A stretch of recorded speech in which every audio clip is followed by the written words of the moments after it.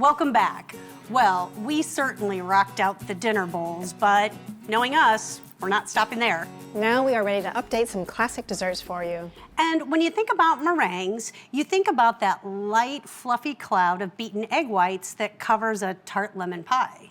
But there's another side to meringue, and that's that crisp, delicate, melt-in-your-mouth version. And we're going to make some meringue ladyfingers and turn them into a white chocolate Napoleon.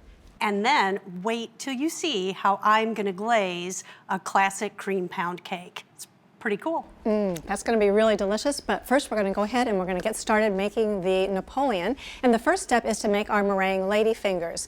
Now in the magazine we tell you how you can draw a grid on some parchment paper. It's very simple to do, but this becomes a guide for how you shape your ladyfingers. So we'll just draw that on parchment, then you flip it over to be sure that none of that pencil gets into your meringue, and set it aside. Now we also have tips in the magazine for making the perfect meringue so that you'll have it right every time. Like, be sure to use a glass or metal bowl so that there's no trace of fat.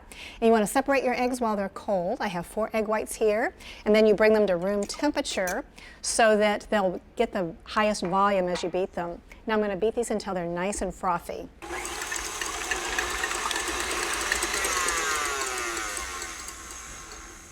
Now there are only 2 ingredients in the meringue. I'm going to be adding some powdered sugar, and it's important to add it just 1 tablespoon at a time.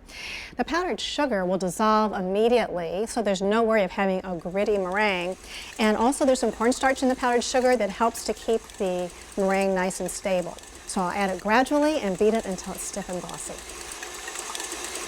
Oh, and I put an apron on because we may end up with powdered sugar flying everywhere. You can see that this mixture's gotten very stiff and shiny, and in fact when I draw a little tunnel through the meringue, it doesn't slide back. That's your sign that it's ready to put into the pastry bag and pipe. I'm just using a disposable bag, and you can either fit the end with a very large open tip, or you can just cut the end off. Either one works fine. We'll spoon some of this in. We'll fold the top back up. We want to try to twist that together so that we don't end up with meringue coming out the other end. But I have to tell you, you're going to end up a little sticky when you're doing this. And now we are ready to just pipe this right into the grid. Now, it's not hard to do at all. You just want to start at one end, and you want to fill up each one of these rectangles. You want to make sure that each one of the ladyfingers touches the next one so that you'll end up with a continuous strip when you're all finished. And here's the good part. If you mess one up a little bit, it doesn't look quite the way you want it to look, it's not a problem. You just scrape it up with your spatula, put it back in your pastry bag, and it's very easy to redo it. So you just finish piping this into all of the rectangles on the grid. Once you have them all piped, they're ready to go into the oven. You bake them at just 200 degrees. That allows the meringue to dry out without browning. So once these have baked, you can see that they turn into this nice crisp strip. I'm going to put them onto a board so that I can start to assemble our Napoleon. For the filling, I've just made a white chocolate mousse. It's very simple to do. You just beat together some instant white chocolate pudding, some cream, some melted white chocolate. It's very simple. I take about half of the mixture and spread it over 1 strip of the meringue. Now I want to cover the entire surface with some raspberries, and I've sliced them in half. We just want to make it a solid pattern here. And if you want to use strawberries that were sliced, that could be really pretty and delicious as well.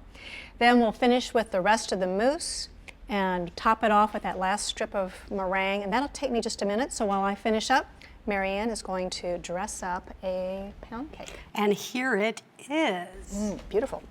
To me, a pound cake is like a little black dress in the cake world. It's simple, perfect for so many occasions, and you can dress it up or dress it down.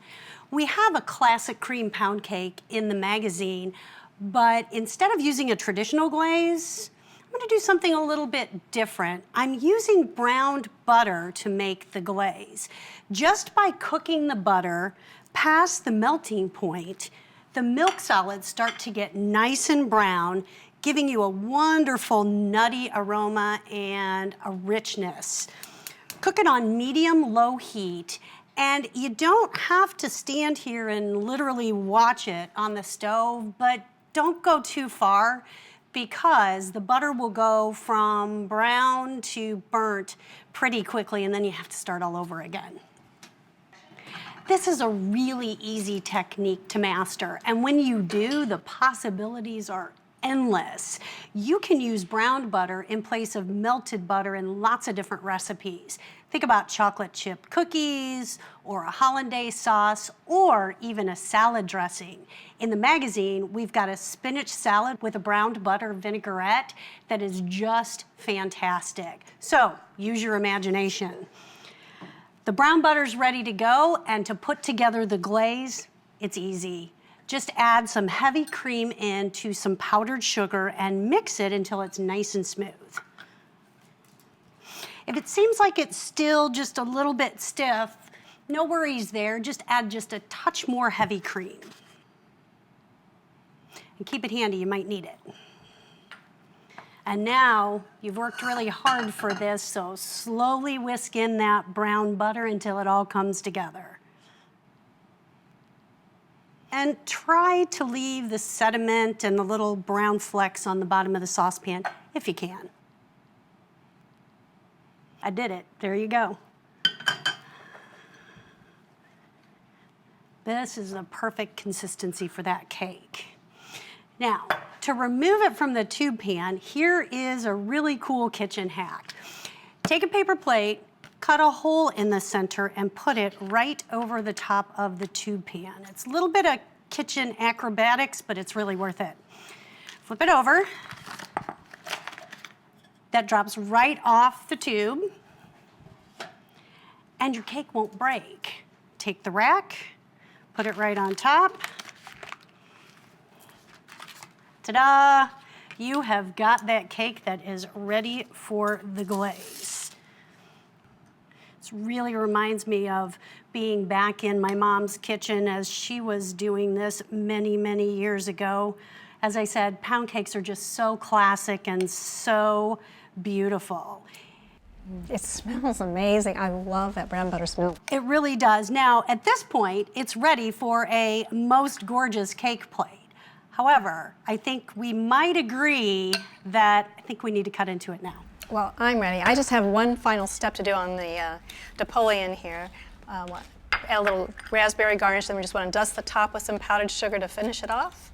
And this is going to need to chill for, maybe an hour or so that the mousse can set before we can serve it. So we might as well go ahead and just start on that pan. Oh, you're giving me extra glaze? I'm going to do a little bit of extra glaze because I think it's just so good. It's a nice way to decorate the plate or finish the plate as you're serving it too. It's wonderful. Yeah, I need a fork for too. Hey, all of the recipes that we've done are in the magazine, so be sure to pick up your free copy at any Dierbergs. And if you want to take your cooking game just a little bit further, we have some amazing classes in our new cooking school brochure. It's absolutely gorgeous. You can pick it up at Dierbergs or go to our website at dierbergs.com. Yeah, and you'll have a lot of fun if you sign up for one of our classes. So thanks a lot for tuning in, and we'll see you next time. Good night. Good night. I remembered. You did. Okay, it's good.